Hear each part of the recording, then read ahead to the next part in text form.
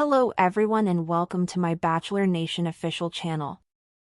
I hope everyone is having a wonderful day.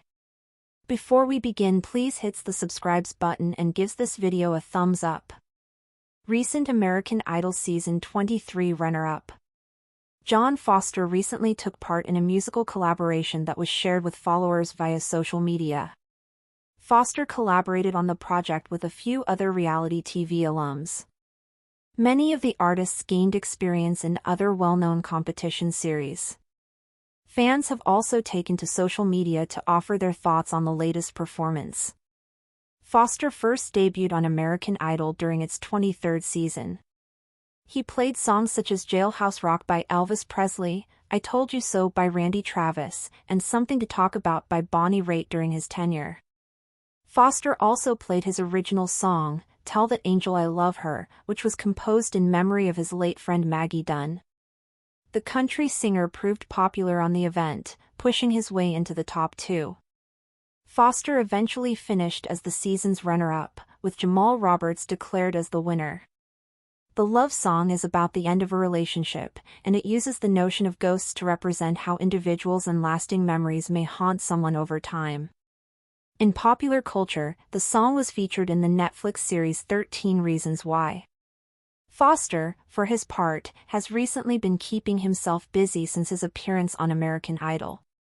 As previously reported, he recently performed at CMA Fest, made his debut at the Grand Ole Opry, and has even announced a return to the Opry in July for an impending birthday celebration.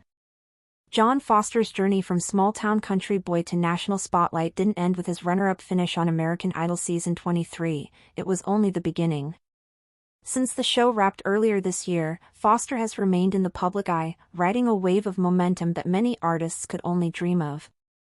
With a powerful voice that blends classic country soul and modern grit, he quickly became one of the standout stars of the season. Now, just months after Jamal Roberts was crowned the winner, John Foster is showing the world that finishing second was no setback, it was a launchpad.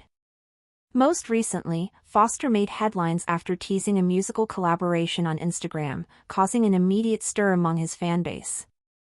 The short clip featured Foster in the studio, singing harmonies with a few familiar faces, other reality TV alums who, like him, found their voice on competitive stages. The project, initially shrouded in mystery, was revealed days later, a collaborative track titled Back Where We Belong, blending elements of country, folk, and Americana. It wasn't just a song, it was a statement of camaraderie and resilience. Among the featured collaborators were Maya Green, a powerhouse vocalist who made it to the finals on The Voice Season 22, and Devin Hayes, known for his run on Boy Band and America's Got Talent.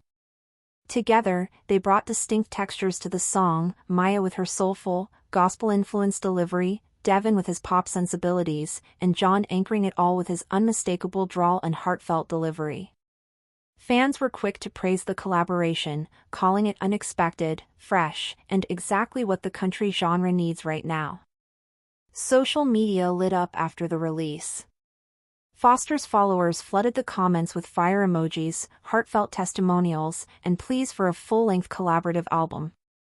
TikTok saw dozens of reaction videos to the track, many focused on John's verse, which leaned into themes of homecoming, nostalgia, and forgiveness. In one standout line, he sings, "We lost our way in neon lights, but found each other in the dark," a lyric many fans interpreted as a nod to the pressure of fame and the grounding power of friendship. The collaborative track wasn't just a one-off moment either. According to Foster's management, the artists had been in talks for months about forming a supergroup-style touring act. These are artists who've walked similar paths, faced rejection on national TV, and still found their way to the stage, his rep explained. There's a shared understanding there that goes beyond music. Early whispers suggest the group might perform together at smaller festivals throughout the summer, and possibly record an EP in Nashville. The timing of the collaboration was perfect.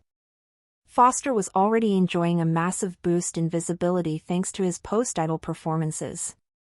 One of the most talked about moments came during his emotional Grand Ole Opry debut, where he sang his original track Tell That Angel I Love Her.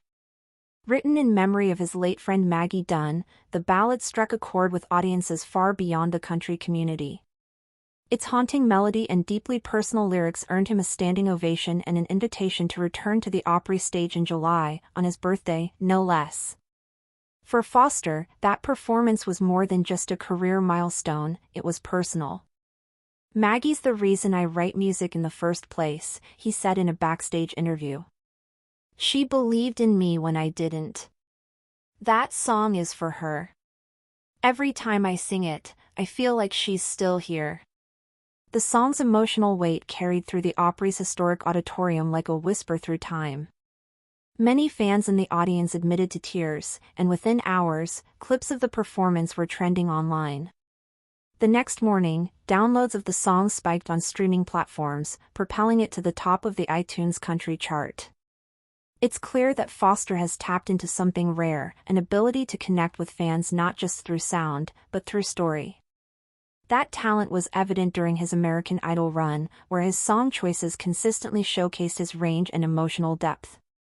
Whether he was channeling Elvis Presley's swagger on Jailhouse Rock, evoking heartbreak with Randy Travis' I Told You So, or bringing grit and fire to Bonnie Raitt's Something to Talk About, John brought something deeply human to every performance.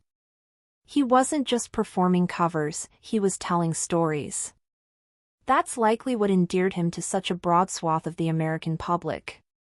By the time the top 5 rolled around, it was clear John was a fan favorite.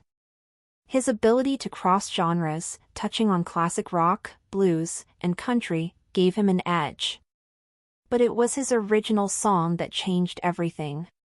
Tell That Angel I Love Her marked a turning point in the competition.